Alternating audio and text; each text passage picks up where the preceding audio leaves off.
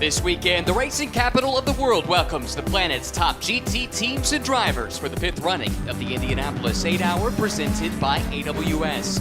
The North American regulars from Fanatec GT World Challenge America are joined by the globe-trotting Intercontinental GT Challenge, with both series championships set to be decided right here in Indy. Hello and welcome to the corner of 16th and Georgetown, the world-famous Indianapolis Motor Speedway. My name is Ryan Marine. Calvin Fish is alongside, and Kyle Heyer is with us in the booth as well. It's a glorious day here in central Indiana, and out there in the sunshine is our own Amanda Busick down in the pit lane. Hi, Amanda. Hey Ryan, hey Calvin, what a beautiful day we have here in Indianapolis. I've been talking to the drivers, and while we have competitors from all over the world here with us in Indianapolis, the best driver here this weekend might be this weather. You go back a year ago, everyone was in big puffy jackets, and it just seems like, I don't want to say everyone's happy down here, but you can just feel the mood and the energy, and it's starting to get serious here. We had pre-qualifying last night, now we're having some pre-qualifying here before qualifying session later today. But yeah, you can see the energy. But man, I'm pretty spoiled today. Walking down pit low, seeing the lights of an Alex Palou, Connor Daly. I got the right motorsports guys just off camera. We're going to talk about Lauren Heinrich, who put it on pole last year. But man, 90 minutes of action coming to you guys. So much fun, so much star power here as well. 23 cars, 69 drivers with sparkling resumes. We've got champions in touring cars, GTs, prototypes, and yes, even IndyCar champions as well. Calvin Fish, the 3-time and reigning IndyCar Series champion, Alex Palou, is here. This is the car he'll be driving this weekend. It's his teammate Fabian Schiller driving and putting in the early paces here in pre-qualifying. But how exciting is it to have the Spaniard who wrapped up his 3rd IndyCar title less than a month ago as part of this grid? It's really cool. When we saw that announcement come across our bandwidth a few days ago, it's exciting. I mean, he's coming off the back of another championship. He's won 3 in the last 4 with Chip Ganassi Racing. And he's also had a couple of victories here on this very circus, who knows the road course very well.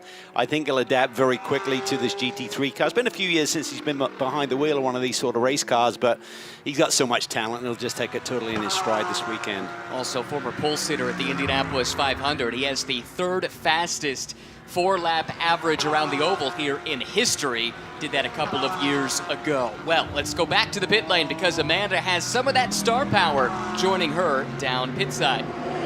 Well, I know we're going to break into championship situations and everything that's happened so far in the 2024 season in the Fanatec GT, but frankly, if this car finishes ahead of the Corvette, these guys are the championship winners in the Pro Class, and you guys brought in a stunner as your 3rd driver. What are your thoughts on Lauren? Well, I think it's quite apparent that he is one of, if not the fastest GT3 Porsche driver right now. You know, there's always tons to learn from the factory teams and the factory drivers, and we wanted to try that out. And Elliot, the Corvette showing up at COTA, but that does say nothing about the season that you guys kicking off in Sonoma. But how have you two programs, between the Corvette and the Porsche, how have you held each other accountable this season? Yeah, they've definitely pushed us as hard as we can go. It's been a fun challenge to be racing against them. We've been trying to push them to what seems like as hard as they can go. Ultimately, it hasn't quite been enough yet, but through it all, we only have to beat them once. And ultimately, in an 8-hour race, we feel we're pretty strong over the endurance races. I think the recent endurance test we did here was pretty successful with it. So, you know, the 3 of us have a pretty strong time here, and we're feeling really good with our right Porsche so far. Thank you, Elliot. Ryan, I'm going to keep the camera on Elliot, because the one guy that doesn't like the weather here this weekend is that guy. He said he wants puffy jackets because the Porsche prefers it. Well, it's been quick so far here this weekend. Lauren Heinrich, a moment ago, while you were talking to them, actually went P1. Just got bumped to P2 by 1/1000th of a second by ex-IndyCar driver Gabby Chavez. In fact, the top 4, admittedly in the early stages, they're covered by 1/100th of a second here in pre-qualifying. But Cal, you heard Elliot and Adam allude to their recent endurance test here at Indianapolis, maybe underplaying slightly the challenge that they had, but they were victorious racing here in IMSA competition, a 6-hour race just a few weeks ago. Yeah, the Porsche was proven to be the car to beat that weekend, and they came out on top in their class. So they come in here with a ton of momentum, obviously a good notebook. A lot of the teams who transition between the Pirelli and the other tire manufacturers have now built up a notebook where they can correlate what the setup works on one tire to the other. So I think there's a natural transition coming across, and there's a few teams and manufacturers who are doing the same thing here this weekend. So I think that's why we saw the time so tight last night in that final practice session. I think the top 20 cars were just over half a second split there, so it's going to be very tight. I think it's going to make it super exciting for the qualifying sessions this afternoon, and then ultimately the pole shootout. Quarter of a second covered the top 9 in that night practice last night. It should be a ton of fun. Kyle, always special to come to the Indianapolis Motor Speedway, and you've got the extra stars coming in and joining the racing here this weekend, but it is serious business for a number of these teams, both the U.S. teams and the Intercontinental teams, as they're going for championships this weekend. Yeah, we talked to the 120 team. They're leading that Pro Championship, but they have been chased all season long by that DXDT Racing Corvette crew in the number 63. Alec Udell has been a fantastic silver class driver. Of course, Tommy Milner has so much experience in the Corvettes, and of course, they brought on Alexander Sims this weekend. So if they're going to make that 9th victory this season in the double points 8-hour event, they've got a great lineup to do it. Watching Gabby Chavez here, Racers Edge Motorsports, the team, former champions, of course, in Fanatec GT World Challenge America. And Gabby's got a lot of laps around this place, and single-seaters, had maybe his best drive in his IndyCar career came here on the road course for Brian Herta Autosport in his rookie season in IndyCars, a season in which he won the IndyCar Rookie of the Year award. And a cool lineup because he's got the chance to slot in next to his old friend and sparring partner, Zach Veach, alongside, of course, other full-season driver Luca Mars, who's been super impressive all year, Cal. Yeah, I'm not sure who's the taller of the two drivers there. It's a pretty unique little lane that they have there in terms of Luca's the tall one. That one we know for sure. Yeah, but between Zach and Gabby, they're certainly on the slider of height, but nonetheless, they can get the pedals down and go quick. So Gabby Chavez, as you said, at the top of the charts, he keeps trimming that number down, just down to 123.622 last time across that yard of bricks. So he's flying absolutely right now, and I think there's going to be a few wild cards in this race. We're talking about the powerhouse teams coming in with the big factory lineups, but let's not dismiss these American teams. They're going to perform well this weekend, and they could pull out a big surprise, even in the overall rankings, not let alone the Fanatec GT classes here this weekend. Yeah, we certainly talked about the Corvettes, but let's talk about a new team in the Fanatec GT World Challenge America Series, Random Vandals Racing. They're running in the IGTC Pro category here this weekend. Even though Kenton Cook is a silver class driver, he's the only one amongst the drivers in those IGTC Pro class cars. They almost scored a victory at Barber, just a couple gallons of fuel short a couple weeks back. Yeah, heartbreak for them, certainly, with Connor Daly joining Kenton Cook there. They've got BMW ace Connor DeFilippi in the lineup here, one of a number of drivers that was in that, competed in that IMSA race going back a few weekends ago. Of course, switching from prototypes to GTs, there are a few drivers that are in that position here. WRT, this is the car we're looking at here, the 33, and what a week they've had already. Just to be on track here is remarkable. Shipping delays, there were some strikes in various ports in North America that caused a delay in this chassis getting to the racetrack, and they missed all the testing and a lot of the practice sessions, finally able to get that car ready to go. The good news is they do have 2 chassis here, so the drivers in the chassis that was missing, Cal, did get to do about 8 laps each in the build-up to the running today in the other car, but certainly they're on the back foot. Yeah, not the ideal prep to come in here and be waiting for the race car to arrive. The strike is apparently off now, but it didn't really help these guys get ready for this race weekend. But I mean, just a trio of drivers, they work together well. They run all season long together in Fanatec over in Europe, so they'll hit their stride pretty quickly. Farfus is kind of the elder statesman in the group. So many races with the BMW Rondell emblem on the front of his race cars, and he's won here before. So WRT, just top-notch team. I think they're looking at their chops about following up on the victory here last year. Gusto Farfus, like you mentioned, is a former winner of this event. That was the inaugural running. One of the drivers in the car that day was Connor DeFilippi, who we talked about a moment ago with Random Vandals. The other was Nicky Katzberg, who is not here this weekend. But 2 of the 3 from the inaugural running looking to score another famous victory at Indy for BMW. Max Hesse, though, the driver in the car at the moment. Max, by being here, he's missing out on one of his full season commitments. He races normally in Italian GT, has to miss their race this weekend, replaced there by Raffaele Marciello. And I believe he's going for a championship in Italian GT. So it goes to show the importance of Intercontinental GT Challenge and the allure of Indy as well to get Max over here today. These racetracks on this Intercontinental GT Challenge, Bathurst, Nürburgring, Spa-Francorchamps, and Indianapolis, those are 4 of the most well-known courses in the world, Cal. And so Indianapolis to win on the bricks, to kiss the bricks, this is a special, special race for everybody that comes here. That's why you've got the star power here. That's why it's double points. It's why it's the longest race on our calendar here in America. So there's a lot of pressure on these drivers this weekend. Yeah, and I think everyone just loves being here. I mean, certainly young European drivers. Spoke to a few of them that are here this weekend for the very first time and talked about their love of Indianapolis and watching the Indy 500. Of course, we run in a clockwise direction versus anti-clockwise for on the Speedway, but nonetheless, it's an iconic race. It's a bucket list race. You want to be here. You want to experience it. And if you do come out on top, obviously kissing the brakes is what all of the winning drivers now do. The tradition is there. But, you know, this team, what we're looking at here right now, ST Racing, number 28, Rune Schocksy behind the wheel. They've had a pretty solid season, and we're really focused on that battle for this pro class win in the Fanatec GT North America Championship between the 120 of Adelson and Skier and Alec Udell, Tommy Milner, who have got 8 wins on the bounce. But if they don't make 50%, it does open up the door for this team if they should come through and win. And there's now only 4 cars qualifying for points in that championship.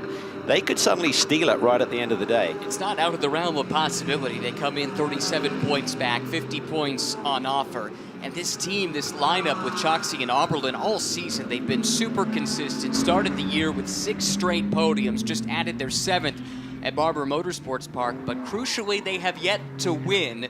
This would be a special place to get that job done.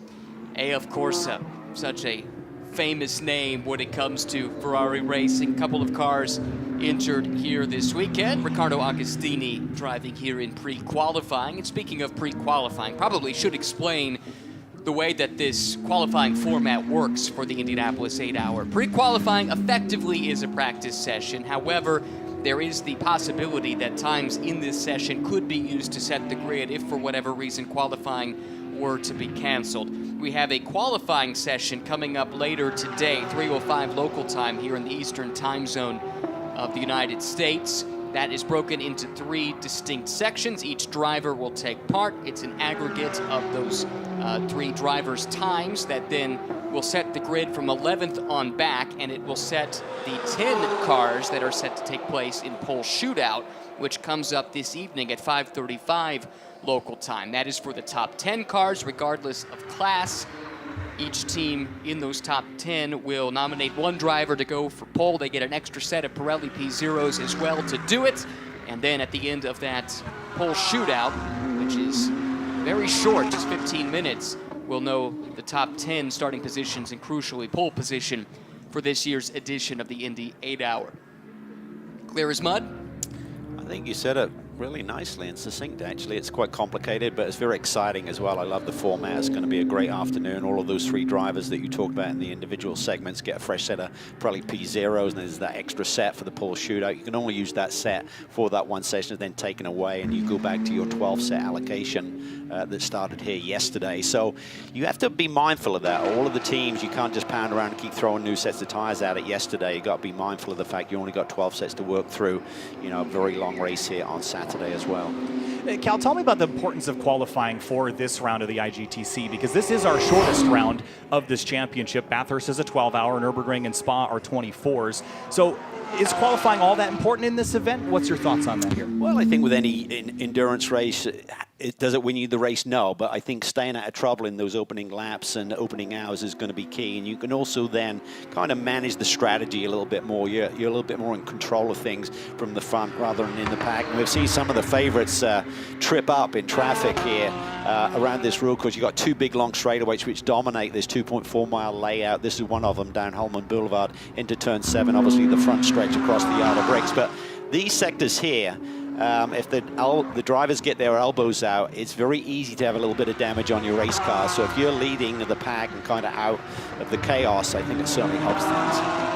As we talk about the different championships that are up for grabs here this weekend in Intercontinental GT Challenge, so much is focused on the pro drivers and the manufacturers' titles, but there also is the Independent Cup that is still to be decided. Antares Au, who's driving this car here, is one of 2 drivers that is mathematically eligible for the Independent Cup. The other is His Royal Highness Prince Jeffrey Ibrahim. And Jeffrey will need a little bit of luck to fall his way in order to claim the title from Antares, who's had a tremendous year. He's also had good success in this race in the past, but that is another battle we need to keep our eyes on. Yeah, I think for Au, he just needs to get to that 50% mark of the laps at the end of the race by the class leader. That's how it works. So 50% of the race, if he passes that mark, he'll score points, and that will be enough. However, if he shouldn't make that halfway point, that could open up the door for the Prince to sneak in, but he'd have to win. He has to win to keep his chances alive. Yeah, we're 5 years into this race now. This is the 5th running of the Indianapolis 8-hour, and we've seen over the years it has taken different forms, but last year there was only one full course yellow, if I recall correctly, Ryan. So, you know, the chances that things go wrong for contact are certainly there. This is one of the larger grids we've had in recent years, but you mentioned these long straightaways and the tight corners, turns 1, 7, 12. Those are trouble spots, especially on starts and restarts. Well, you look at historically at this track, whether it's Indy cars or junior open wheel cars, sports cars, turn 1, lap 1 at Indianapolis, it's so wide going in, and then it really funnels down. It's almost like Circuit of the Americas turn 1 without the big hill, of course, where it looks super inviting when you show up, and then very quickly you realize, you know what, actually there might not be as much room for us on exit as there was at corner entry. Yeah, and I think you bring up a great point, Ryan, in terms of it being inviting, and I think that's what you see through the sort of the twisty stuff around this circuit layout. To run the ideal line, you're transitioning from one side of the track to the other, and it opens up the inside all of the time. So if you get someone who's a little bit feisty and you feel that from the driver's seat, that means you have to compromise those lines a little bit. Otherwise, you are going to get at that point of contact as you come down to the apex and me. But certainly long, fast straightaways and tight corners, big brake zones makes it exciting. But coexisting on the opening corners is going to be key for everyone here to get success here at the Brickyard. Let's talk about this road course. It opened in the year 2000, of course, hosting the United States Grand Prix for a number of years. Interestingly, when this track was first conceived back in the early 1900s, the founders of the track envisioned an infield road course. That was always part of the plan, but it took them the better part of a century to actually make that a reality. It's been tweaked since then. Some changes have been made to the layout over the years, but we've pretty much settled on this current layout, which is just under 2.5 miles, 14 turns, which uses part of the oval, of course, and goes in the opposite direction of the famous oval, but it still retains that special quality that is Indianapolis, getting to race by the pagoda and across that famous Yard of Bricks. Yeah, Heinrich's on a pretty good lap here, so he just went personal best first sector, overall best second sector, and right now he's only a couple of hundredths off the fast time, which is laid down by Gabby Chavez on the 93. There's no Zach Beach on board the Racer's Edge machine currently. Heinrich can cross the stripe here, the Yard of Bricks, and goes to the top of the board, a 1:23.387. Quickest so far of anybody. And Ryan, to your point about this racetrack, it's relatively new. It's seen some changes, but it is billiard table smooth out there. There's some big curbs on some of these tighter corners, but this is a track that kind of races like a street course in some places and like a traditional road course over here in the middle sector. So it's got some unique character about it that I think it makes for a really entertaining race. Well, you talked about it being unique. You brought up a great tidbit on these curbs here, how they've been laid out. Yeah, this track used to be run in both directions when the bikes were here a handful of years ago, so the curbing is actually a little different than your standard curbing if you run over in both directions. So it's a little smoother on the apexes than some of the other tracks we run here in North America, but those the inside apex curbs and some of the tighter corners, those are gnarly. You do not want to run over those and damage those sensitive aero bits underneath. If If you want information about curbs at racetracks anywhere in the world, Kyle Heyer is your guy. I'd like to think so. You got the flags covered, right? I do? Yeah. So what are you bringing to the I'll table? bring coffee to the table. How about that? I take that. Are you a coffee drinker, Kyle? I am, yeah. Okay, I am not, so Calvin's going to have to step up his game here. Okay, maybe I'll think of something else. I was just thinking of myself when I thought about coffee, knowing that Ryan doesn't drink. Well, speaking of the curbs, though, Alex Palou, again, one of the drivers in this car, I saw some quotes from him talking about this track and saying it has some European characteristics to it. Not a surprise, again, because it was built initially with Formula One in mind, but one of the things he pointed out that he liked is you can use these curbs, certainly in one of these GT cars, even in the Indy cars, though he was saying some places that IndyCar goes, like Road America, for instance, the curbs are, the transition up onto them can be very rough, and it dissuades you from finding any lap time that way. But here, they're pretty much free game, and the way that the race control stewards are going to look at this, Calvin, there's certain sections of the track where if you're very aggressive in that on that curbing, as long as you're playing within the rules, there is lap time to be found. Yeah, there's certain corners like down in turn 7 where you could actually go all the way to the inside of the curbing. Same thing down in turn 1. So you got to have some part of the car touching it. So it could be, as we come through this right-hander here, as long as you've got those left sides touching the curb, the whole right side of the car could be inside of that. But that's basically how you play it. And then coming through this next little sector coming up. So this is into turn 4. Watching the 63 machine here right now.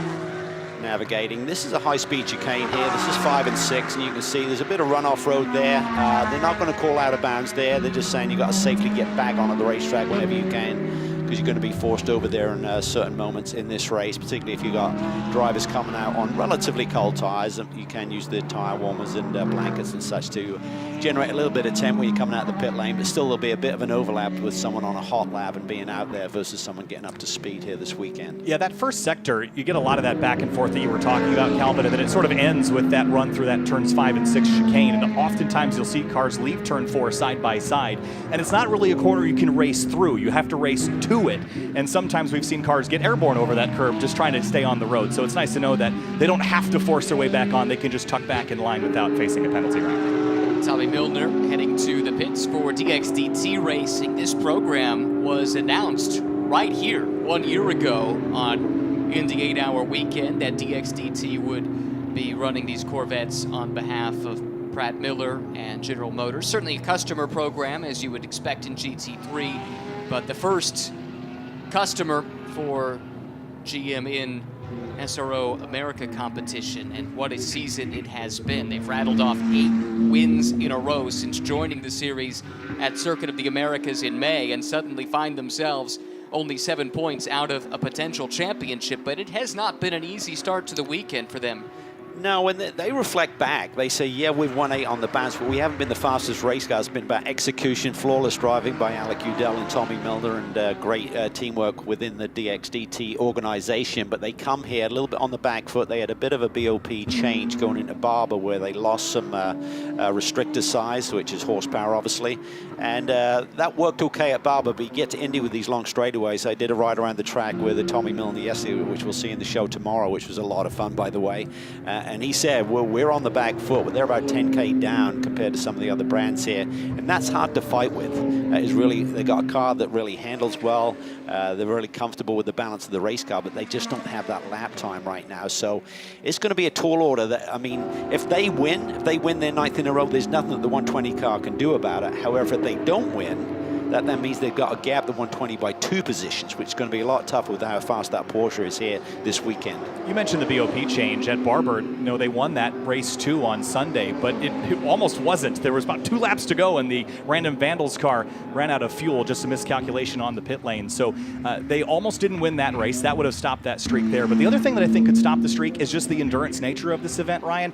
Every race that they've won so far has been a 90-minute sprint. This is a totally different game. This car, yes, it's been proven across the globe already. It had its first global victory here, but this is a totally different race than the 90-minute sprints we've been doing. Yeah, without a doubt, that is an extra element of challenge. It's not something that DXDT as a team has a ton of experience with. They've run this event in previous years, but unlike many of these teams which run long-distance races regularly and have a lot of history doing so, DXDT really doesn't fall into that category, so that will be a challenge for them. A moment ago, again, we were looking at the Random Vandals car, and you made the point earlier, Kyle, about the fact they're running in the Intercontinental GT Challenge Pro class here this weekend. And we should cover off the different classes real quick, and then we'll get it to Amanda, who's got a special interview for us. But just to cover that off, Intercontinental GT Challenge Pro, you can have any driver lineup that you want, regardless of FIA driver rating.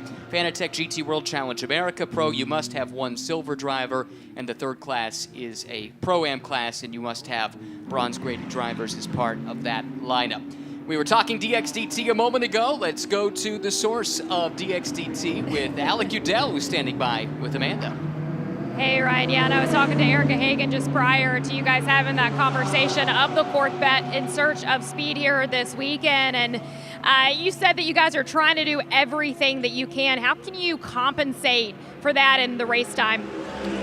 I think we just play to our strong suits, which is execution from the team side, from the driver's side. That's what we've been doing this season, and yeah, I think it's been showing the last few races. We've not been the quickest car, but we've had good results, so that's all we can do, try to optimize in the turns where we're strong and go from there. So our teammate Calvin Fish took a lap around IMS with Tommy Milner yesterday, and I know that Erica Hagan just got that video, Calvin, by the way, so she's going to take a look at it. Did Tommy give you any insight of how Calvin was as a passenger? No, he didn't. He just said that the car was loud, as this one's about to be here in a second. And they had a great time on track. So wonderful Speedway here, obviously at IMS, and happy to be here for the 8-hour for the IGTC race. And yeah, it's been a great season so far with DXDT. Tommy's been an awesome co-driver. Happy to have Alex here together. So the partnership with Pratt Miller's been great. The Corvette 06 GT3R is awesome. So I know the street car's a fantastic platform, and yeah, we're just happy to be here this weekend. We talked to Wright Motorsports to kick off this broadcast, and I've probably asked you this at every race since COTA. Are you thinking about the championship? Are you thinking about the championship? What about now? I mean, it's always in our thoughts now, but yeah, today we just got to focus with what we got and see what happens. Take out.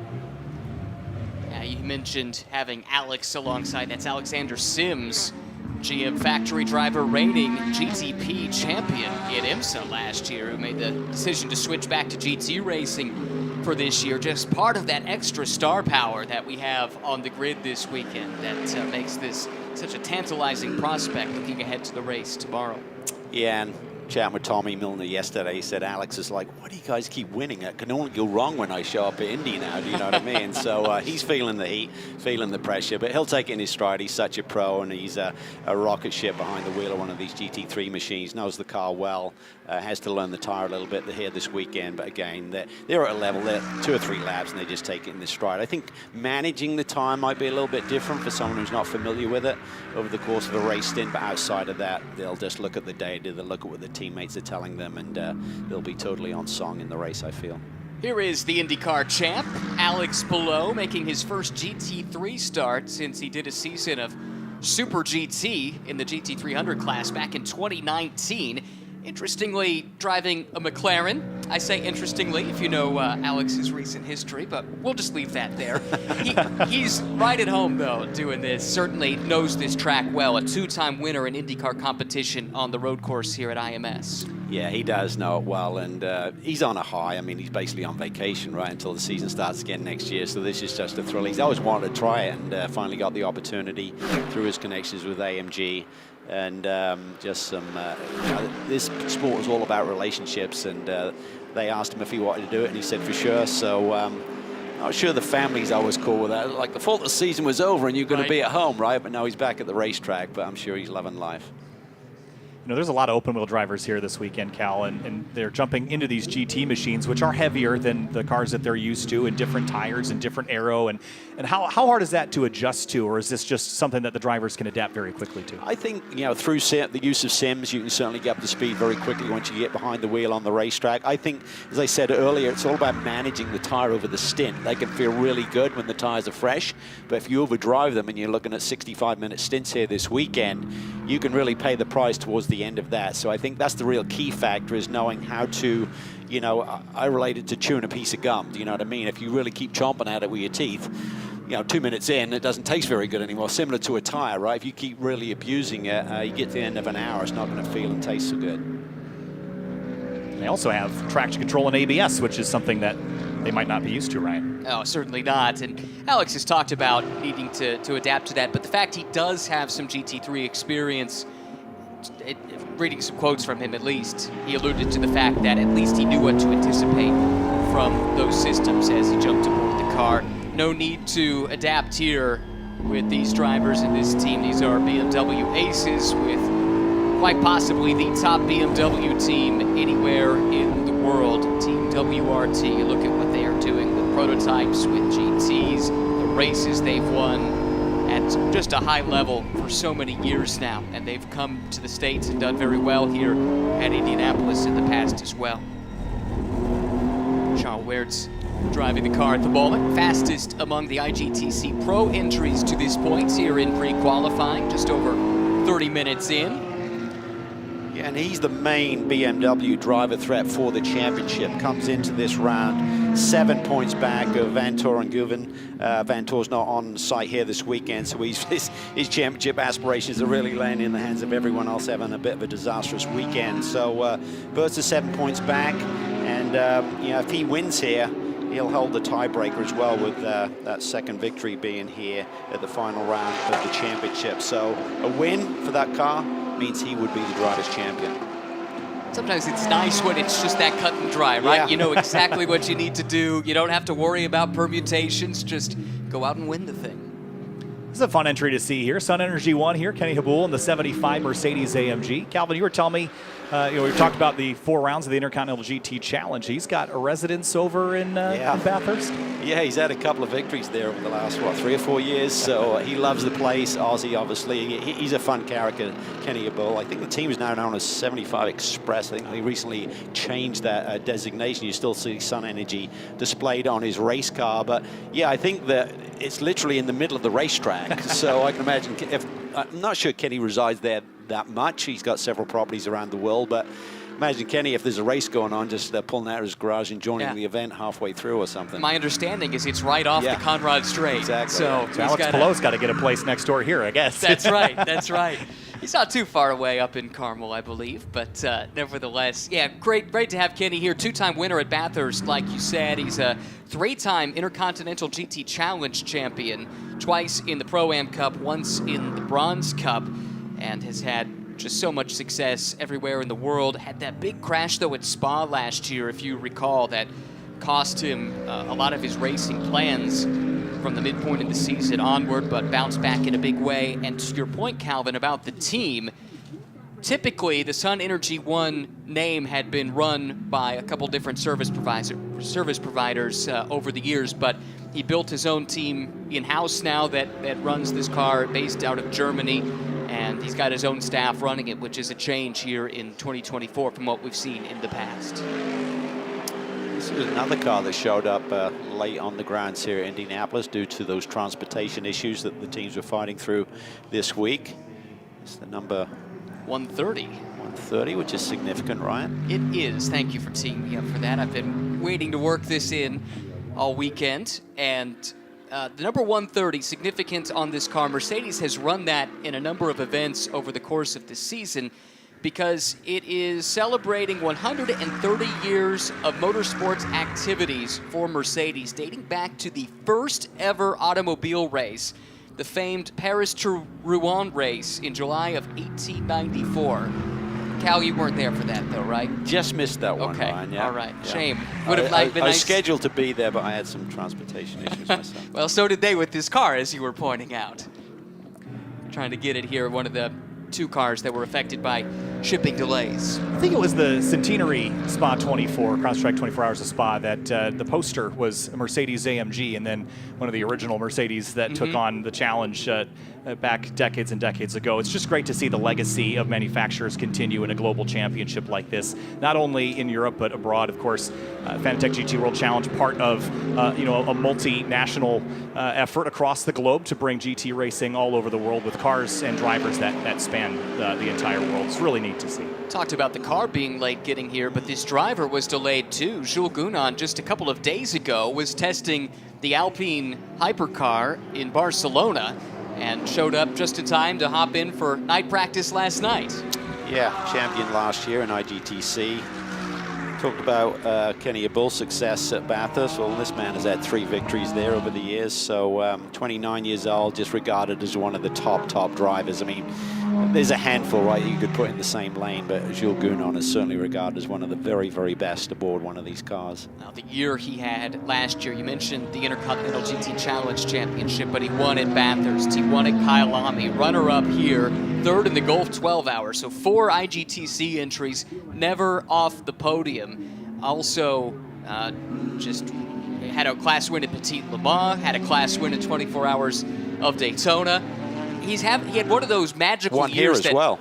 And exactly, one here as well. Yeah. One of those magical years, the type that Philip Ellis is Exactly. having this year right now. Yeah, just spectacular. And all of these guys are so good, but it's amazing that momentum thing, Kyle. It really gives you that little edge. You feel you're almost invincible at a certain point, and then you get to another racing year and nothing goes your way. It's crazy how it works out that way sometimes. It's cyclical, I think. You know, it comes to you now and then, and other times it just seems like you can't get anything to go right. It has been going right at times this season for this number 32, the GMG Racing car, and the 2 drivers that are normally in this car, Kyle Washington, Tom Sargent. They have had flashes of success back at VIR earlier this year, Ryan. So things are going well. New livery on the car as of that event as well. Very striking e-boost colors on the 32 Porsche. Yes, certainly so. We temporarily are 3 wide there down Holman Boulevard, but everyone able to sort that out. That's good to see. It has been a good year for Kyle Washington and Tom Sargent, joined by Ayuncan Guven, the Turkish Porsche driver here this weekend, who has that chance at the Intercontinental GT Challenge Championship. But unlike the other manufacturers that have pro-class entries, Porsche does not. And Ayuncan, he was pretty straightforward with me about his chances for a title. He knew he was going to be on the back foot here this weekend, but he said, I grew up watching IndyCar racing. I love the Indy 500. For me to get to race here is a super special accomplishment. His first time ever racing in the States. Yeah, and he's regarded as really quick, so certainly proven that over the course of this year. But Kyle, you talk about changing your life. You now switched to an Apple iPhone. Have you tried beneath underwear? Kyle Washington's, not his underwear, but his brand of certainly underwear. not his. I haven't. They are life-changing. The 4, Alex Palou might need some. He just dropped tires in the grass on the exit at turn 14. And that's a corner that you're pushing so hard, Ryan. You're just accelerating out. You're squeezing on the power. You're utilizing the downforce as it builds, but you're sweeping out to the left. I talked about this being like a street course. That's one of those corners. There's a strip of grass there that separates the apron from the pavement, and you just drag those Pirellis right through it. It's a crucial corner because it leads to the 5/8 of a mile front straightaway. 5/8 at least in oval configuration. Maybe it's slightly different in road course configuration, but nevertheless, and then into that passing opportunity in turn 1. Let's take a look at this again. Change of underwear moment, says Kyle.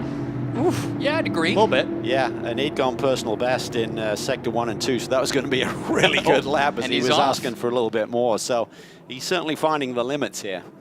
That's part of the learning process, though, right? When you're jumping in a new car for the first time, to safely walk up and maybe just barely beyond the limit. Yeah, some people actually approach that. Lewis Hamilton has said, like, he'll go beyond the breaking point in a number of corners when he's coming to a new circuit, or, you know, getting back to a circuit just to see where it is. You don't want to do it in a corner where you're going to throw it into the fence and destroy the race car and hamper the weekend. But certainly there are certain areas. But I think trying it through turn 14 is not the ideal place.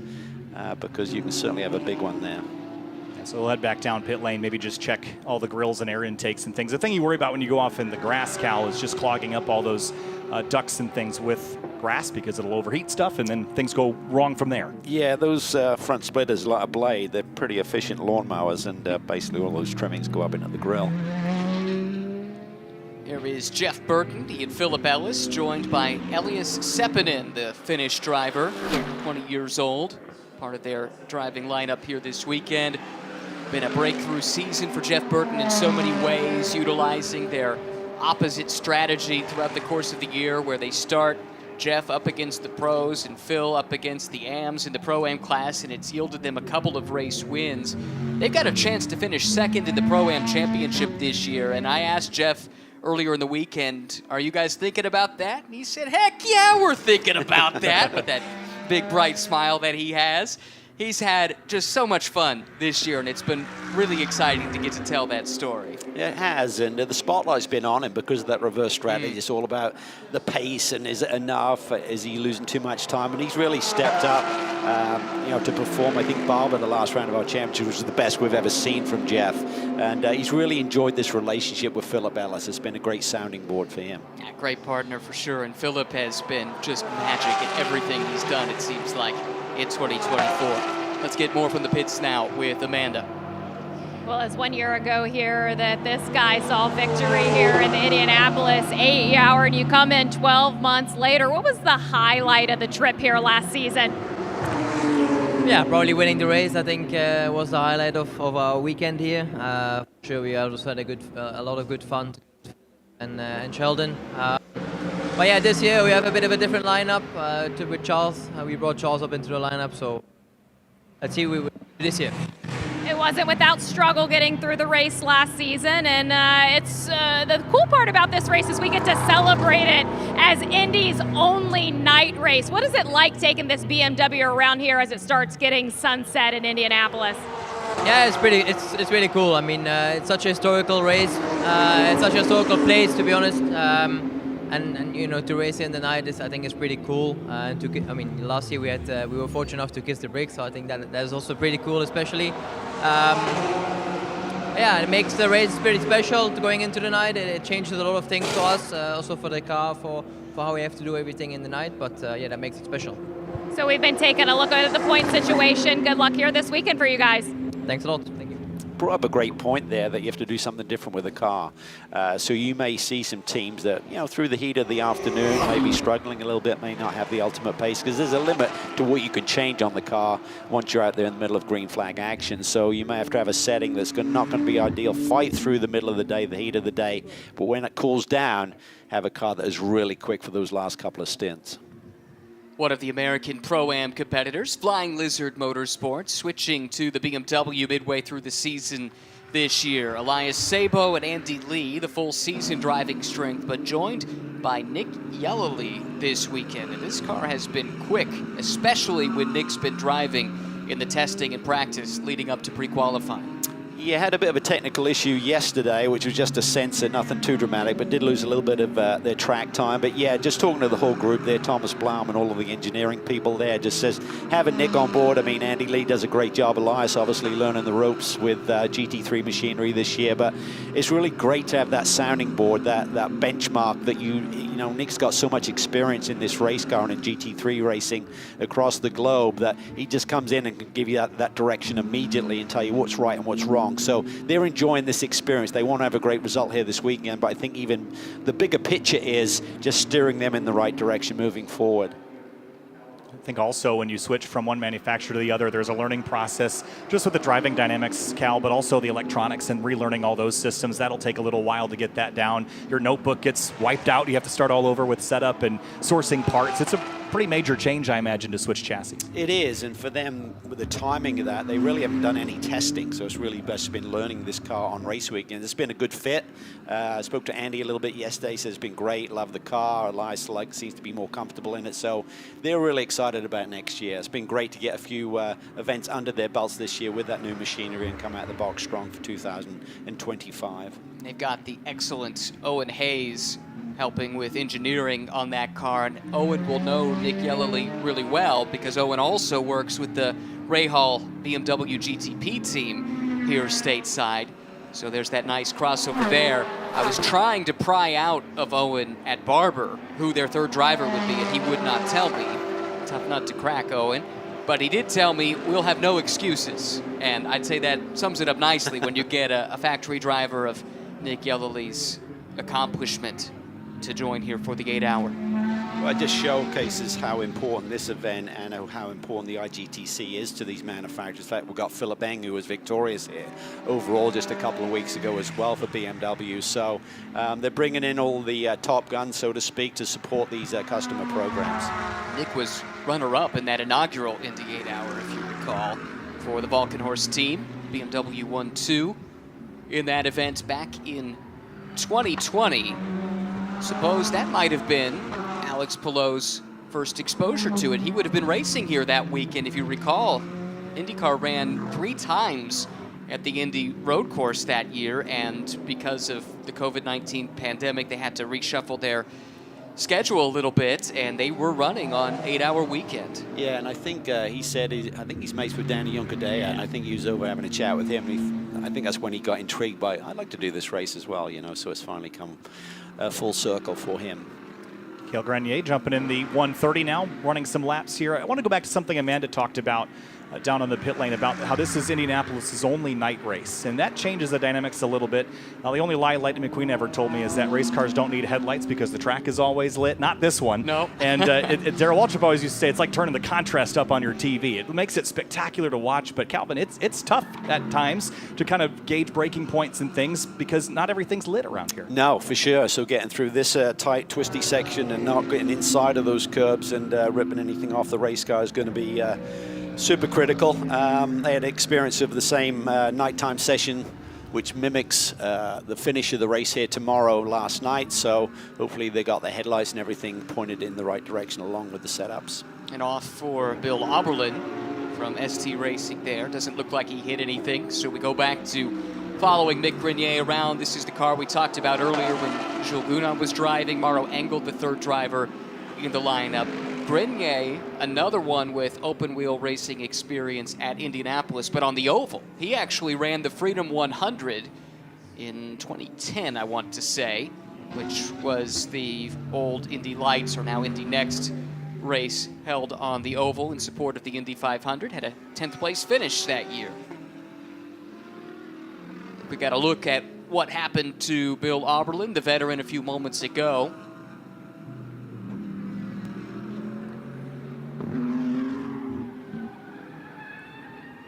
Yeah, it looked like Calvin maybe just got on the power a little too quickly and didn't look like he was in the grass beforehand, just kind of looped it. Yeah, a little bit late, but that sounds like a sound observation there of what happened there. So he's going to come back to pit lane. Not sure if he flat-spotted tires or maybe there's something else amiss with the race car that created that spin in the first place. It is one of the slower corners on the racetrack. We mentioned 1, 7, and 12. Those are some of the slower corners on the track. So you've got a lot of torque in your low gears there, probably second gear leaving that corner there, Ryan. So if you're going to loop it, that's probably one of the places you'd do it. Yeah, I think most of the low-speed corners, minimum speed is about 55 miles an hour, which is second gear in most of these race cars. So you're right, you got a lot of power being delivered. And I think it was Philip Beng then jumping in for a stint once Bill hit pit lane there. Here's Lucas Auer down in 11th overall. One of the Pro-Am class cars. It is a deep Pro-Am field. I saw some quotes from Lucas this week about just how strong the Pro-Am field is. He feels like this team's got a really good chance at a good result, but it is certainly the deepest by number class that we have here this weekend. Lucas, quick driver, great racing pedigree as well, the nephew of Gerhard Berger. Yeah, he's been really quick, had some really strong performances here in North America, and we have seen him aboard this Mercedes machinery. And you're right, it's a stacked class. There's 13 Pro-Am cars in the race this weekend. Only 8 of those are eligible for points in the Fanatec GT North American Championship, but nonetheless, it's a stacked field. And we'll get into the Pro-Am battle. That's certainly wide open as well amongst the American entries here this weekend. No question about it. It'll keep us on our toes with championships to be decided in Fanatec GT World Challenge America as well as Intercontinental GT Challenge here this year. Lucas Auer on his push lap gave up a couple tenths to the best time set by Lauren Heinrich earlier in this session through Sector 1, another tenths off in Sector 2. Now back to the infield in between Oval 1 and 2. This final sector is really interesting to me because once you leave turns 12 and 13, you're back on the throttle pretty much flat to the floor all the way to turn 1, Calvin. So if there's an important corner that you need to leave, well, it's 13. And it's tricky because there's not a lot of time to set up for it after that hard braking zone into 12. Yeah, you get late in the stint, that final turn 14 may be a little bit of an issue, maybe a little feather on the throttle, but typically it's wide open. There's a 3,000-foot stretch down this front straightaway to the brake zone into turn 1. And the car's top speed is right there. It's about 165-ish into that brake zone. It's about 160 into turn 7, so it's a little bit shorter straightaway there, even though you get a nice run through here, as you can see with the high-speed chicane 5 and 6 that he's going through right now, but just a little bit quicker into turn 1 than it is into turn 7. Busy guy this year, Lucas, racing in GT World Challenge Europe Endurance Cup and Sprint Cup, as well as DTM for the American Windward Racing team. It's been a good year, though, for him across the board. We saw Bill Auberlen go around a few moments ago. He's out of the car now. Philip Eng is in, and Amanda has found Bill. Yeah, hanging out with Bill Auberlen, and he said that he hasn't had a spun on a BMW in 3 years, so you got that out of the way. But what did you learn from that, Bill? Don't do that anymore. That seems like, anyways, we're trying a few different things. We're trying to get lap time out of this place, and it's a debate. Do we touch these curbs for qualifying, or do we stay off them? And I've been taking more and more and more. This time I kind of like cleaned out 7 pretty good, got it up on 2 wheels, and kept my foot in it. When it came down, normally the traction control would sort of hang on to you, but it just lit the wheels up, and I just stayed in it, and then did a weird little 180, and then kept going. No big deal. We were going to come in anyways. We're just kind of trying stuff, and hopefully we get it in the right window. Pre-qualifying is a good look for us to see where all the cars are stacking up. Where do you feel the BMW is? It's a good question. We don't know. I think we're not as strong as we were last year. They took a lot of power away from us, like a lot, from last year. So last year we were very strong in the straight line. We don't have that anymore. So we're trying to find it in every little nook and cranny we can. Last couple of days we've been in our differential twice, trying to do all the modifications we can there to get the car to turn right. We're just trying to maximize this whole thing. I'll let you know where we stand about 2 hours into the race. Really quickly, just on the championship stuff, how can you guys make it interesting for the Corvette and Porsche? Well, those two guys, if they want to make it interesting before the halfway point, they should plow into each other, take themselves out, and then we have a mathematical chance, but they have to not finish, right? So odds are it's not looking perfect, but if we can get, Bobby Rahal always told me, if you have a 3rd place car, don't make it an 8th place car, make it a 3rd place car. So if we can finish 3rd in this championship, I'm getting the "you're awesome" sign from my teammate with the 1 finger, but bring home the best we possibly can. We got the best guys here. I mean, look, now we have Philip Eng as our teammate. You got Varun in here. Everybody's ready to do the best they can and see if we can win this thing. I'm telling you guys, I seriously think it is the weather here in Indianapolis this weekend. Everyone is happy. Bill Auberlen, 55 years young, has a birthday coming up next week. Still has that same joie de vivre that he's had for decades now.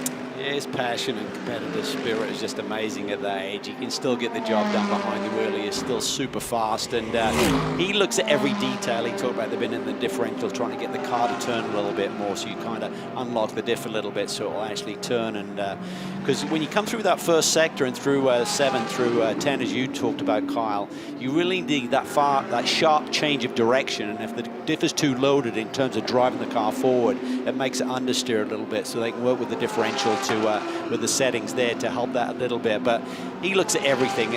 You saw when they came for a stop there, he's out of the car in like an instant. So he looks at every detail, driver changes and everything, because in a lot of endurance racing, you're not always putting a full fuel load. We expect it to be pretty much topping the cars up here this weekend, so that takes the pressure off in driver changes. But in other forms of competition, you're sometimes doing half a fuel load. So those are those little nuances that Bill is always on top of. He's super technical as well. He's really good with dialing a race car, and he understands machinery. It's not just that he can pedal the car itself. He actually understands technically what makes them tick. You know, I think that's fascinating because he mentioned the BOP change where they lost some of the power advantage that they felt they had last year. So now they're trying to find advantages in different places on the racetrack. He said turn 7, he cleared out the turn 7 apex curve to try to find some speed, but then the differential changes. So if your car doesn't have the advantage that you're looking for, you have to find it in other places, Ryan. So there's as much going on in the garage and in the paddock and engineering as there is behind the wheel. No question about it.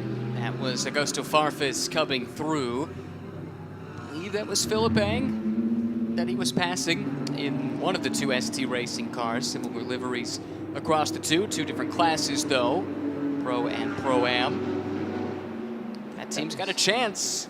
It's not great, but it is a chance to win a couple of championships this weekend across their 2 cars, and it was the other car, in fact, with Samantha Tan driving, that you see just behind. What a year she has put together with Neil Verhagen. They were so consistent to get the season started. Had a little slip up at Barber, but they find themselves in a really good shot to fight for a title. They do. They just need a normal weekend, and the title is theirs. They don't need any of that bad luck that Bill Auberlen was talking about in terms of teams having issues through the first phase of the race. They're running in different classes. The two ST racing machines, one's Pro for the 28 and Pro-Am for the 38 machine of Samantha Tan. But just watching her getting in turn one behind Farfus, I thought she was going to run over the top of him. That's one of the little nuances that you feel. It takes a little bit of that downforce away when you're tucked right underneath there, so you're not getting that stopping power. And also you're missing your marks a little bit when you're coming down into turn one. It's a tricky brake zone because the track keeps going. So from a sight picture coming in there, you're just looking at the exit of turn 4 on the super speedway, and then so you're looking at the marker boards when you got a car right in front of you, and you're not seeing that visual perspective as you're getting closer and closer to the corner. So you got to be on your toes all of the time. Philip Bang on a push lap, and he had that car bicycling up over the curb, just 2 wheels down on the pavement. Here he comes, currently down in 20th, but that might change here in a moment. He did catch some traffic, and in fact, that final sector is enough to cost him any improvement, still down in 20th position, but one of the best in BMW machinery here in recent years, whether it's GTs or prototypes. Philip Bang, the Austrian, an outstanding asset, as Bill Auberlen alluded to in his interview. When he won here a couple of weeks ago, he had an interesting comment in terms of it was an energy race in terms of fuel economy and energy with the hybrid machines here that weekend. And they said, how did you do that? And he said, well, earlier in life, I was washing cars to put gas in a race car, and I didn't always have enough. So he said, I got pretty good at saving fuel. So that puts it in perspective when you win here on possibly the world's biggest motorsport stage, and you look at the background of some of these drivers, where they've come from. You talk about a sweet moment in your career, but that puts it in perspective. Some of these drivers don't come from, you know, a rich family heritage where they've had the backing to get and do something in this sport. They've had to dig deep, and when you get the success and the rewards, it's even nicer, I feel. And Philip had that moment here a couple of weeks ago. Gratifying for him and for that team. It had been a long suffering season for BMW in GTP competition, but not just to win, but to get a 1-2. That was a huge boost for them. I don't know how much of that carries over going from the prototype to the GT, but maybe you come in with just that little extra confidence in your step, right? Having just found victory here a couple weeks ago. I think you do, because for Philip Bang, that's his first podium in 2 years in the GTP machinery. Admittedly, it was a win, so it's even bigger. But yeah, I think you do start to get that. I mean, I don't care how good you are, when you're on a drought like that, you start to question things. What am I doing wrong? What mistakes are we making as a group? How do we correct things? And you get off your game a little bit, you don't naturally flow in terms of everything you do through the course of a weekend or moments in a race. You second guess yourself a little bit, and that can take away performance versus adding to it.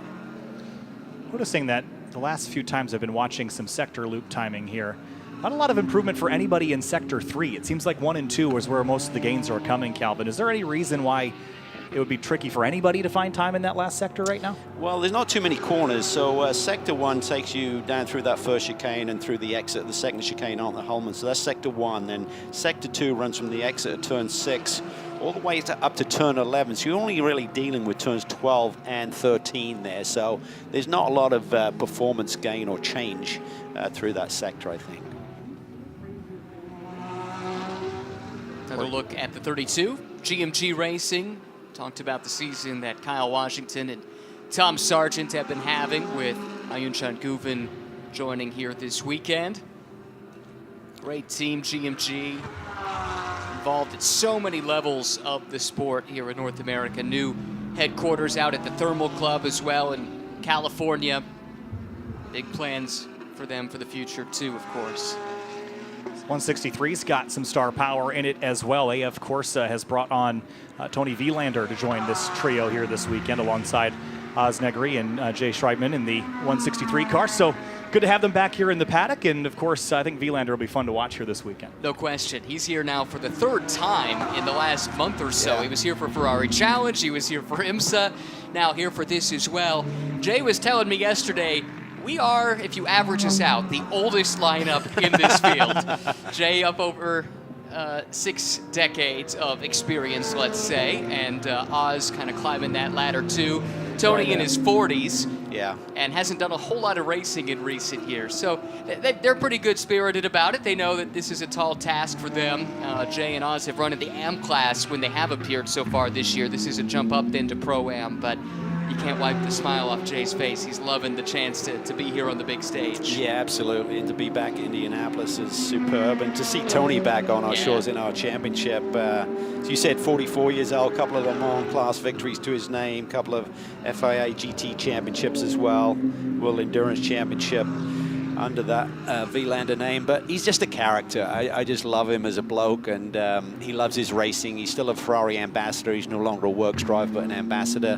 Does a lot of work for the Finnish Formula One coverage. And I saw that he's been getting a little bit of training in karting recently, going back to his roots to get set up for a couple of races here late in the 2024 season. Won a number of titles in this paddock back when it was known as Pirelli World Challenge as well, driving for the Canadian Ferry Motorsports team.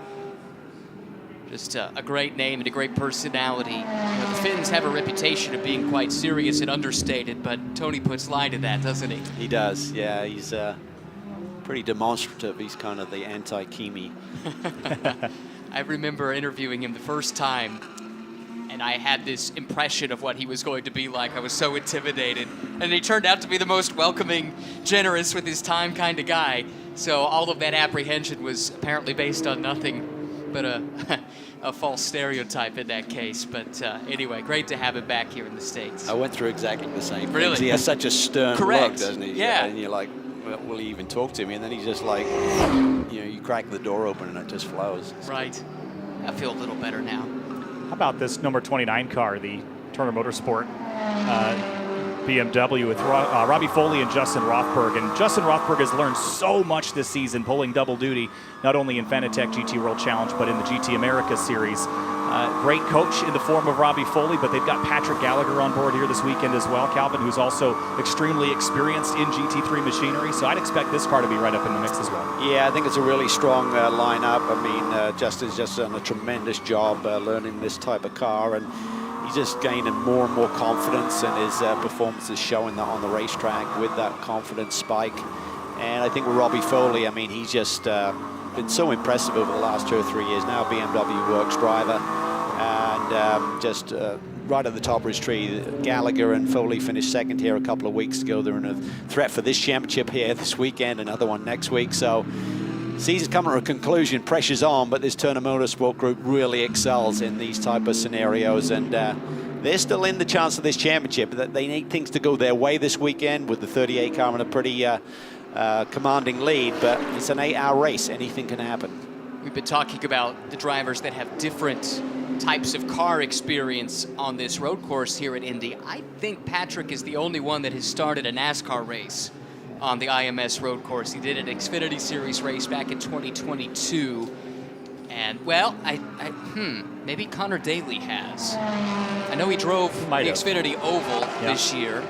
I don't know. I think that was his first Xfinity start. So I'm going to have to do some research now. But just off the top of my head, Patrick Gallagher is the only one I can think of that has done a NASCAR race that at the IMS road course that's in the field here this weekend. And speaking of clearing out curbs, there was 1 year where that curb in the turn 5-6 chicane got torn out, and we had to run a different layout that one year. I remember that well. That was one of the that turned into about an 8-hour broadcast for us on the radio side for that NASCAR race. Samantha Tan, we talked about her briefly earlier. Just a couple of weeks ago, she was nominated for the Forbes Top Women in Motorsports down in Cincinnati. That was a really cool honor for her to talk to a panel and really show how much she's done for the motorsports industry, owning a team, driving all over the globe, Calvin. So she's really influential for women all over the industry and outside of it. I think it's really cool that she was recognized for that. Yeah, she's really a trailblazer, and her performance, again, we talk about Justin Rothberg in terms of his performance behind the wheel of the BMWs this year. She's done a great job as well. I think the chemistry between she and Neil Verhagen, who came on board kind of about a third of the way through last season. The season was started with John Edwards, and he's ultimately retired from motorsport, now chasing his aviation dream. And but Neil came in, they had chemistry immediately, had success immediately, and I think they worked well as a young pair of drivers to just go about their business. I think they have fun, and I think with Nick Johnson behind the scenes here as well, kind of orchestrating Samantha's discipline, whether it be on the racetrack and off, with all of the things that you have to do in terms of fitness and focus and staying in the game. It's a really strong combination. They got the championship lead. Hasn't had the best second half to the year, to be honest with you, but nonetheless, they have that points lead and they just need a solid weekend to bring home the crown. Thanks to Krista Hardy up at the Media Center pointing out Connor Daly attempted the Xfinity road course race last year but did not qualify. So I believe our stat is still correct. As we're now down under 25 minutes left here in pre-qualifying, I've been waiting to see if anything would change before I sound the alarm bells. But Cal, I'd like to point out in our North American Pro Championship, the number 120, one of the contenders, is the fastest. The number 63, the other main contender, is the slowest car in this field. Yeah, I mean, Tommy Milner, I mean, you know, drivers, they'll play the political game. BOP is obviously something that I wish we didn't have to deal with, but we do, to have all the manufacturers being competitive in a racing championship. But he said it's going to be a long weekend. They're not playing any games. They are just down on straightaway speed, and with 2 long straightaways here, it's showcasing itself in terms of the lap times they're achieving. But you know, they've won races this year on this 8-win streak where they haven't been the fastest.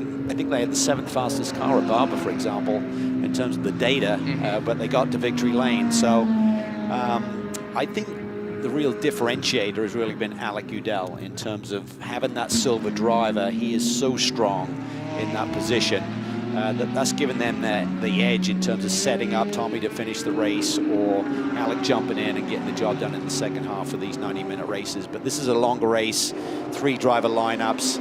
That may take that out of play a little bit. I think it equalizes the field a little bit more from their perspective. Well, to your point about how strong Alec has been, he has qualified 4 times. He's been on pole 4 times. He has been the strongest in qualifying, at least in terms of qualifying pace, the strongest silver in these Pro-Am lineups over the course of the season, at least since he entered the championship with his team at Circuit of the Americas in May.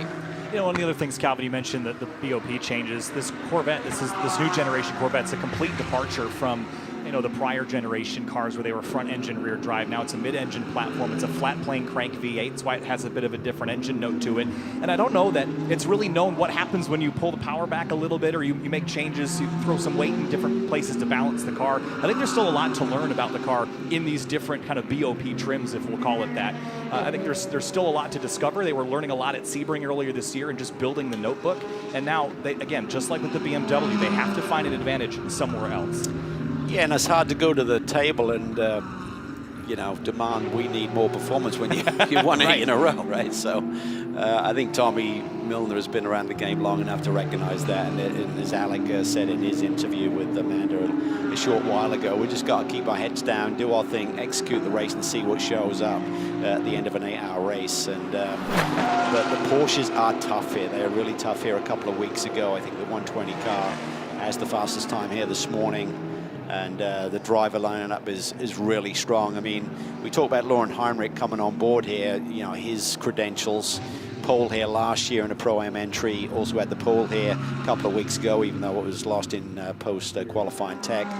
But Elliot Skier, to me, I think has been phenomenal this year. I mean, he literally manhandles that Porsche. He's fun to watch. I mean, he has it in all sorts of angles and somehow comes out the other side of a corner with it still intact. So he drives the wheels off that car. He's been a breakout star in the last couple of years, and we've told the story a few times over the course of the season, Calvin. But for someone who looked like they were on the fast track within the Porsche pyramid back about a decade or so ago, then got stuck in the wilderness to find this lifeline in the form of Adam Adelson, who's helped, well, Elliot has helped Adam's driving, and Adam has really given Elliot's career a big boost. Not only have they been so successful on the racetrack, but they're also best friends off the racetrack. It's just a wonderful story to see those two succeeding the way that they have been. Yeah, and the fact that Elliot is now back with Wright Motorsport, who he won the Porsche Cup with back in 2015. So talk about full circle. That is a great story. And you're right, he was in the wilderness. I mean, he was being mentored by Pat Long. He was part of the Porsche Driver Academy back literally a decade ago, 2014.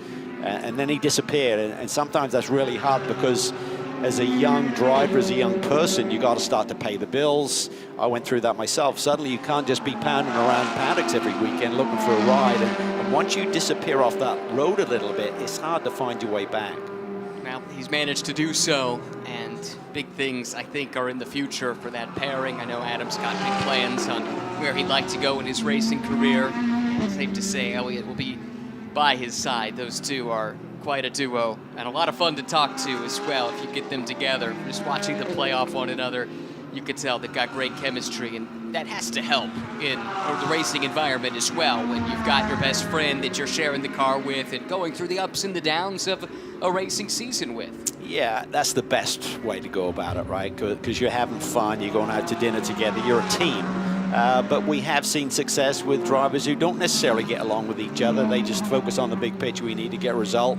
They disappear in different directions at the end of a day at the racetrack. Not the case with Elliot and Adam, certainly. One of just 5 drivers with multiple IndyCar championships by the age of 26. That's Alex Palou. He's down with Amanda. Yeah, Ryan, and it was just 19 days ago that he picked up that 3rd championship as an IndyCar champion. Alex Palou, spending your off season with us here at the Indy 8 Hour. How did this come about? Just wanted some off-season activities, and what better than being here racing GT3s at IMS. So yeah, happy to be here for the opportunity from AMG and also Ganassi and Honda for allowing me to be here today. Well, I know you guys are running a new chassis here this weekend, guys. I was talking to Lone Star Racing. They are doing some adjustments ahead of qualifying, have already left the track, but your transition back into GT3, your first time since 2019, how's it going? It's a struggle, honestly. I'm not gonna lie. Like we're struggling a little bit here and there with the car balance. Hopefully now we can try something before qualifying just to get it a bit more comfortable and predictable. But yeah, it's fun. It's a great car, very different to what I'm used to. But yeah, had a couple of moments here in practice going out, turn 7 and last corner, but everything's good.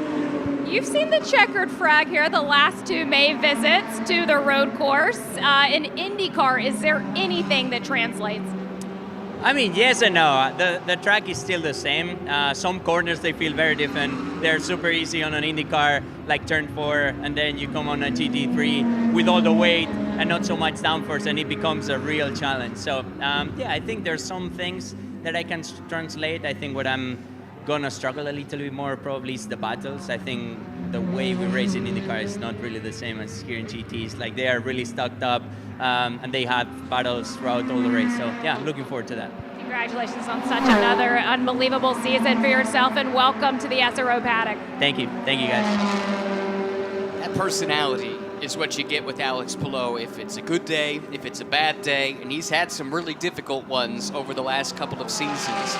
The thing that struck me working in the IndyCar paddock is even with so much uncertainty and speculation swirling around him, he kept that same visage, he kept that same attitude, and you know, he's the new Iceman, I think. Totally. We talk about Dixie, right? Totally. Scott Dixon, but you know, talking to Mike Hull about him a couple of years ago, I mean, he's just got all those attributes where nothing seems to faze him. You know, the off-track noise, let's call it, with all of the speculation about where he would ultimately land with all of the contractual disputes going on between McLaren and Chip Ganassi Racing. He still got the job done. He still went out and won championships, and yeah, he's spectacular. He is something special.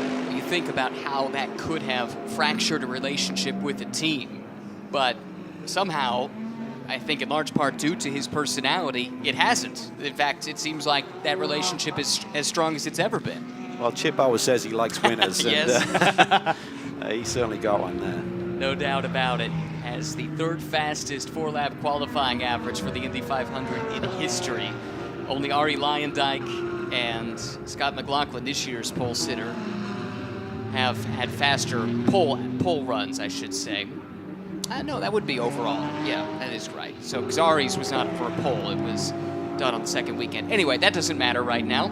What does matter is we've had a number of changes to the leaderboard, including this car. Bastian Boos, the young Danish driver, just went to P3 a few moments ago and pretty much backed it up. He was within 1/10 of a second again on this lap right here to go 3rd overall and 1st in the very competitive Pro-Am class.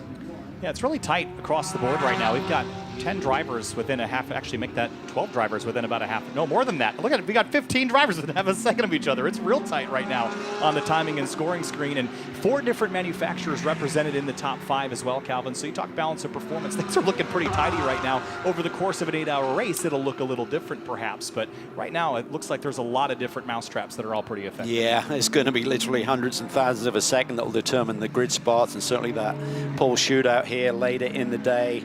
But Boos is the real deal. 2023 Porsche Super Cup champion, has run an Asian Le Mans series with this team. So it's a good fit for him, and he's obviously come to grips with this racetrack very, very quickly. Mentioned Ayhancan Guven, Turkish driver, joining GMG for the weekend. What a start to the season he's had. Not quite at Philip Ellis levels, but few are. Guven started the year with an overall win at the Bathurst 12-hour, backed it up with a runner-up result at the 24 Hours of the Nürburgring. Didn't get a great result at Spa, in fact failed to finish in the 24-hour race there earlier this year, but that still has him in a position where, in theory, he could be the Intercontinental GT Challenge Drivers' Champion in 2024. Yeah, and I think everyone's kind of downplayed his opportunity because he's in a Pro-Am entry, but it's an 8-hour race. Right. I mean, if this car can stay clean in those opening hours, I mean, Tom Sargent is really, really quick, and obviously Guven gets the job done as well. So I think there's a lot of pressure on Carl Washington, but he's improved his game. I think in terms of pace, but also keeping it clean, not making those little mistakes, which is very easy for an AM driver to do as they're learning their craft here behind the racing scene. So I think they've got the potential to be right there. I mean, if they don't have issues early in the race, I think they've got the speed and the pace in that car to be a threat. And there's an element, you mentioned it's an 8-hour race, there's an element of perfection that is almost necessary if we have a similar race to last year with only one full course yellow, Ryan.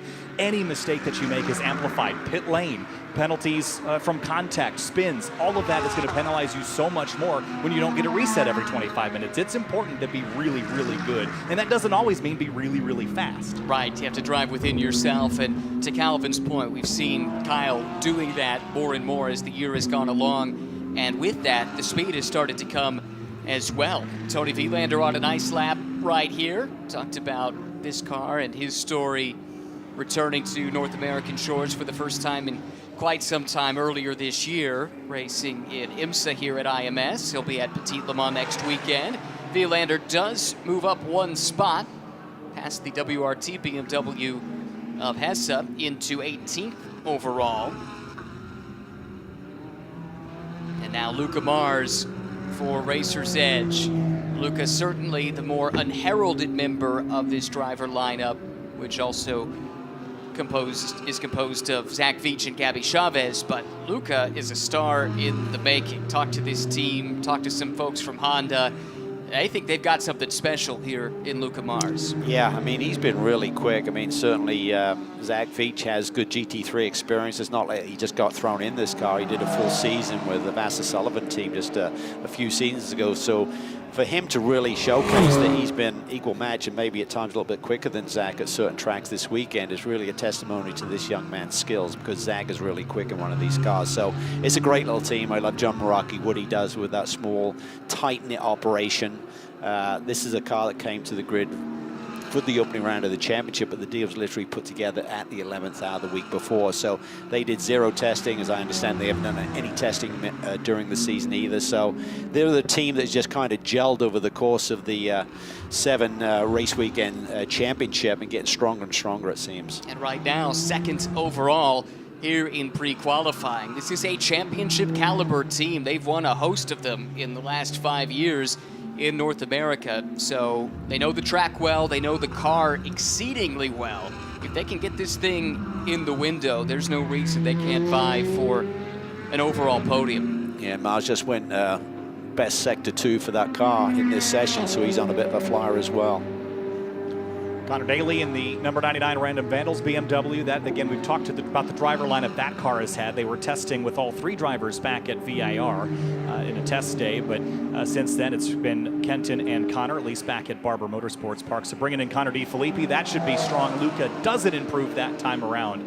But this 93 and the pace they're showing here in practice, Ryan, this is looking really, really strong for them. You'd think it would be pretty consistent pace across the three drivers in that lineup. Luca has shown this year he can run at Zach Veach's pace. Admittedly, Gabby Chavez doesn't have many laps in this car, but he's done GT3 racing with the Andretti team over in IMSA here recently. He's got plenty of sports car racing experience, everything from prototypes to GTs, even touring cars. He's a former touring car champion in North America as well.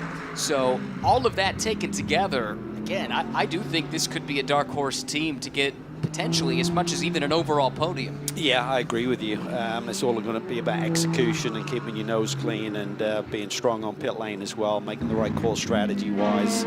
Slightly different rule set. What bounces back both ways with kind of a combination of the American rules and the IGTC rules here this weekend. So from both sides of that fence, all of the teams have to be on top of that strategy, make sure they don't run afoul of the regulations for this 8 hour. The good news is, from a regulations perspective, not much has changed from last year. There has been a lot of consistency carried over, and I think everyone, maybe no one more than me, is thankful for that. It's one less thing we have to trouble ourselves with. We kind of know what to expect coming into the race tomorrow.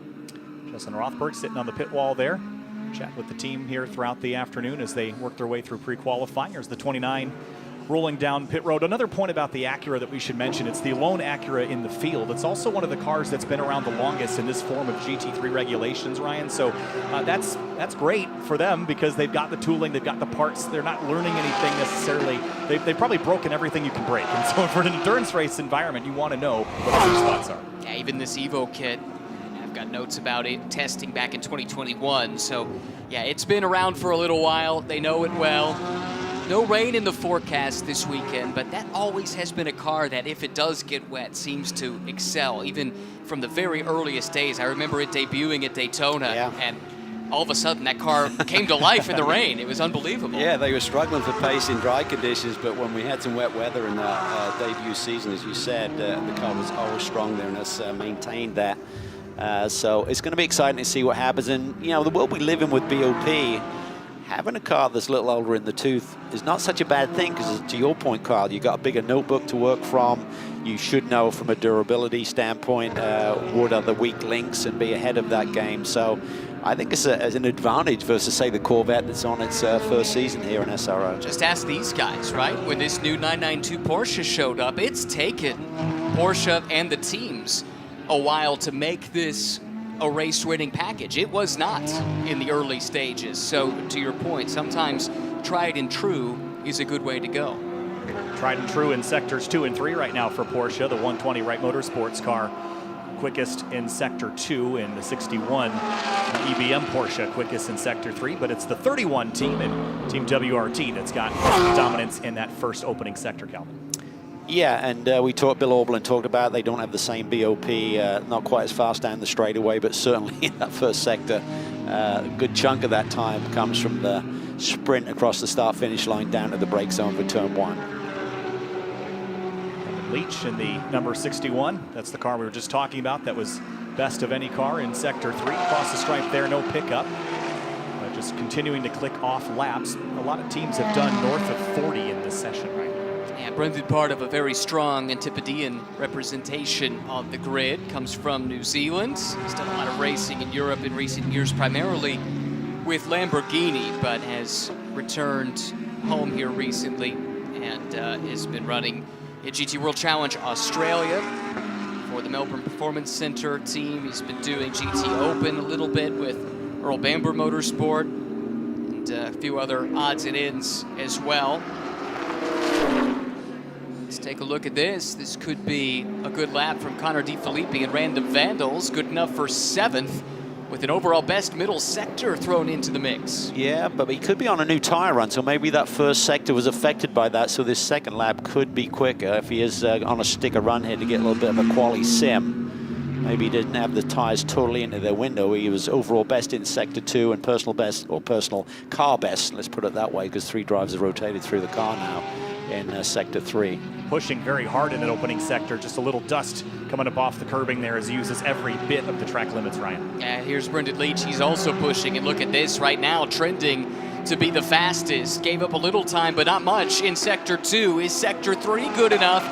It is good enough for him to improve to second, it looks like. Yes, Brendan Leach at a 1:23.424, just 37 thousandths of a second off of Elliot Skier as Porsche goes 1-2. Yeah, good point there. Porsche a sweep of the front two positions right now. We'll see how that plays out in quali here a little bit later on, but certainly a really impressive lap there by Brendan. Met him yesterday for the first time. Really likable young man.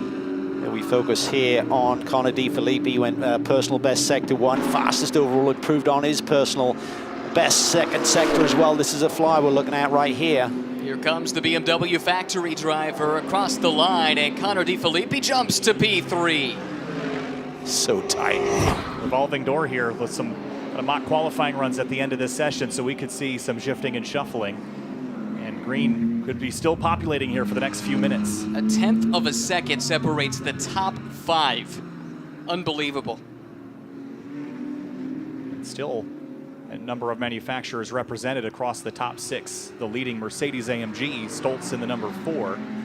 I like the Auberlen's quote, nooks and crannies. I think that's what you got to look for if you're going to find those thousandths of a second, right? So between this session that's just coming to a conclusion, 3.5 minutes or so left on the board between now and qualifying this afternoon. Track is going to be a little bit different. Temperatures are going to ramp up a little bit, so they've got to adjust for that and sort of like look at their notebook from yesterday to see what they really need in the race car. Remember, in qualifying, it's 23 cars going for 10 spots to get into pole shootout. Now, again, it's an aggregate of time, so this isn't necessarily representative, but right now, the top 21 are covered by less than a second. That's 21 cars. Really, the whole field is 1.2 seconds, first to 23rd, going for just 10 spots to make Super Pole, or sorry, not Super Pole, pole shootout as it's called. It's amazing to me because, you know, to quantify that, you think of how short a tenth of a second is, and at a 14-corner racetrack, that's 1.4 seconds if you're losing a tenth per corner. So it's incredibly close across all these different drivers from a variety of experience, backgrounds, and global places. They've flown in here to Indianapolis, and look how tight it is, Calvin. This is going to be a great race. It's going to be fantastic. I love it. And for the drivers, when they get out there on relatively low fuel this afternoon and brand new Pirelli P0s, a sticker run and putting all on the line. You talked about how important is it with that grid position for an 8-hour. No, it's not going to win you the race, but those are the moments that the drivers really love. Do you know what I mean? You want to go out there and prove that you are the fastest driver in this field, get the job done. One thing that I believe happens is during that qualifying session, you've got to put enough fuel on board for all of the sessions. Correct. So you'd expect the first qualifying segment times to be a little bit slower based on the weight of the race car. But everything else is equal. Every driver gets a new set of tires to work with. We talk about all the champions in the field. Here is the reigning British GT champion, Dan Harper. He and Darren Leung last year won the British GT crown for Century Motorsport. Darren hopping aboard here this week, or Dan Harper climbing aboard here for WRT. He is regarded as an absolute horseshoe. BMW loves him. He's been doing a great job. I hear whispers that we may see a bit more of him here on North American soil next year. So he's certainly loving life here at Indy. I wanted to point out one little tidbit. I was just keeping an eye on the timing screen that reports our track temperature as well, Kevin. I've been watching that number all weekend long, and it has stayed pretty consistently 36 degrees Celsius across the day, which I find peculiar. I mean, this racetrack surface has some color to it. You'd expect it to warm up throughout the day, and that will affect the lap times we see later. So I'm curious as to why it's been so stagnant there. Roger Penske's in charge of that, you know, and he's determined that that is the perfect track temperature. I would believe that 100%. And honestly, when cars go off track here, they don't even trim the grass that much because it's so beautiful. So just an excellent facility, and it's a great place to be for this event. Love coming out to IMS. Of course, this is home for me, so extra special to get to work at the Speedway. How are you with the straight lines when you're mowing your yard, Ryan? Are you good, or do you not pay any attention, just like painting a wall that's all over the map? All over the map, yeah. Okay. How about you? Yeah, I like to keep it pretty straight. Okay, so Roger should call you and not me is what I'm hearing. Probably, yeah. Okay. By the sounds of it. Just a couple of laps left with under a minute to go here in pre-qualifying. Again, qualifying coming your way at 3:05 Eastern Time. And the pole shootout, 5:35 this evening. We've got a lot of other racing, of course, going on this weekend too, with GT America powered by AWS, with GT4 America powered by Pirelli, and TC America powered by the Skip Barber Racing School. Mustang Challenge here on site as well this weekend. Toyota GR Cup, Kyle, with one Keanu Reeves in the field. That's pretty cool. And Cody Jones from Dude Perfect. So there's a number of star power drivers in that series as well this weekend. My familiarity with Keanu was somewhat higher than with Cody, I confess, but I'm led to believe it's a big deal. It's a great big deal for Toyota, and actually Keanu Reeves won a Toyota Celebrity race back in Long Beach in 2009. That car is here in the paddock this weekend. Yeah, it's really neat. So it's great to see Toyota's history as they've progressed over the years, and to have Keanu back into Toyota this weekend. That surprises me only because many of those cars did not survive those races. Well, that one won, so it did survive. It didn't get to run again, I guess. Probably not after that. All right. Checker flag is out. This is the fastest car, and this is massive for Elliot Skier and for Adam Adelson, who are going after a championship. They came in to Indianapolis with a shot at a title last year in the Pro-Am class. They step up to Pro this season, and they'll try and seal the deal after coming up short 365 odd days ago. Fastest driver in the session was Lauren Heinrich, and he is standing by with Amanda. Lauren, and you must know where the secrets are to this place. You put it on pole here last season. You come right back in, and I talked to your teammates earlier at the top of the show, and they knew that you were the gun that they needed here this weekend for their championship hunt. What are the secrets to IMS, because you hold them? Yeah, I mean, I did my very first GT3 race here on this track, so yeah, good experience here, great memories, and I think also Ride Motorsport, they know their way around here, so years of experience, I think they pay off. I think the Porsche is a good car around this track. I mean, it's just pre-qualifying. It's not very meaningful, I would say, but I'm happy we made good steps on the car compared to yesterday. My teammates are in a good shape, and I'm looking forward to qualifying later today. Good luck later this afternoon when qualifying will kick off, as well as the pole shootout later this evening, guys. He is exceptional, and he had that on full display. 37 thousandths of a second clear of second place. Porsche goes 1-2. Then it is the BMW of Random Vandals Racing, representing the U.S. teams. In fact, 2 of the top 3 are U.S. teams. You could extend that to 3 of the top 5, with Racer's Edge slotting in the 4th spot. Dries Vanthoor, Charles Baerts, Sheldon van der Linde 5th on what has been a quiet day for WRT, Cal, but they snuck up there inside the top 5 before the end. Yeah, I think they'll be there or thereabouts when it comes time for that pole shootout. No question about that. Philip Ellis, quick lap late in the going to put Regulator Racing 7th, ahead of Flying Lizard, 888 JMR, and Car Collection Motorsports. The top 10, crucially though, is what's not on this screen. That is the 2 DXDT Racing Chevy Corvettes that ended up 22nd and 23rd. That will be a story to keep tabs on. Let's look back on 90 minutes of pre-qualifying here at the Indianapolis Motor Speedway. Cars early on exploring the limits of this circuit. Lone Star Racing here under their own name for the first time after supporting Craft Bamboo Racing for a number of years in previous editions of this race. I mentioned WRT sneaking up the order late in the going. Good to have both of their cars on track after shipping delays early in the week cost one of their cars and lineup some track time. Alex Palou doing some exploring here in the GT car. Roger Penske won't like that, and he knows how to find Alex. Brendan Leach doing some work late in the going. But Elliot Skier at Ride Motorsports, the quickest, qualifying coming up at 3:05.